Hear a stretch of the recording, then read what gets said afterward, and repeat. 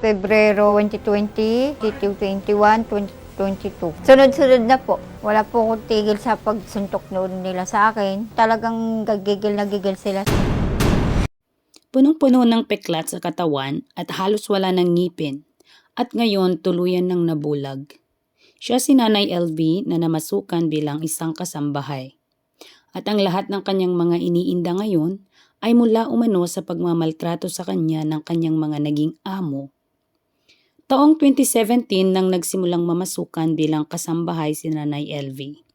Noong una ay maayos naman daw ang pakikitungo sa kanya hanggang noong taong 2020 kung saan nagsimula na siyang gawing punching bag ng kanyang mga amo.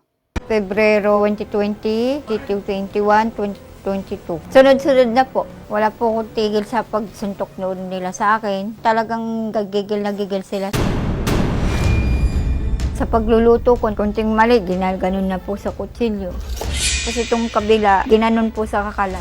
Ginagawa nila akong parang turumpo. Pinaikot-ikot po at sinatadyakan kung saan-saan sa balding katawan ko. Pinukpok po talaga ng martilyo ang ari ko at kamay ko. Buhat po nung nag-start po ako sa kanya, hindi po ako sinusweldohan. Nagbibintang po sila na nagnakaw daw po ako ng pera, ng relo. Wala po akong ginagawa sa kanila. Itong tainga ko po, binugbog-bugbog. Ang mata po, binugbog din po. Inuuntog-untog ako sa CR. O, pinaikot-ikot po.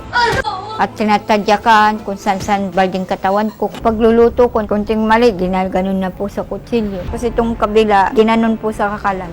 Binitin ako sa bakal ng karne. Kalsakal nila ako. Napuk po talaga ng martilyo ang ari ko at kamay ko. Ang umaga po, kaang-kaang na po ang lakad ko. Dahil pag po yung ari ko. Talagang gagigil na gigil sila sa akin. Huwag kayong mag-alala sa akin. Maayos lang ako dito. Yun po lagi ang sinasabi ko sa mga kapatid ko. Nakuha nila ang cellphone ko. Hindi ko na po makatawagan po mga kapatid ko. Ayoko nga po sila madamay. Lagi po sinasabi may kapatid siyang distagador. Isang tawag daw po nila, may kumikilos na daw.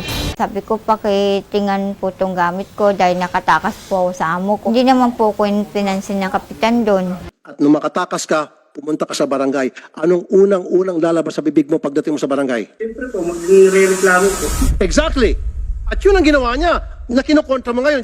Kaya ka pupunta sa barangay dahil meron kang kailangan, meron kang isusumbong. Therefore, tama itong sinasabi ni Ma'am LV, kaya siya pumunta sa barangay dahil meron siyang kailangan at yung kailangan na yun ay tulong mo. Bakit hindi pumunta sa paradal ng tricycle, paradal ng jeep? Bakit sa barangay pumunta? Kasi tinawagan mo, ungas ka talaga. Nagkausap ba kayo ni Kapitan nun? Busy po siya sa kausap. Hindi niya po ako inintindi. So kukulong kita. Pakukulong kita. Napakasinungaling mong tao ka. Chairman, hindi mo ginawa yung trabaho mo sa magkanong kadahilanan na hindi mo ginawa yung trabaho mo ng tama. Kasi kung ginawa mo yung trabaho mo ng tama, hindi na sana lumala pa yung sitwasyon ni Ma'am LV. Kaya sa lumala ng lumala dahil sa naging pabaya ka sa iyong tungkulin. Kung ako dito ngayon sa committee, sampahan ka dapat ng kaso. Alam mo, Chairman, kung nasa matinong pag-iisip ka, kung tama ka, patas ka, the first thing you should have done is pa-check siya sa doktor, tawagan mo si HR, tawagan mo PNP, sabihin na meron dito mukhang kawawa na kasambahay at tumakbo sa kanyang amo, ang kanyang reklamo ay sinasaktan siya, etc.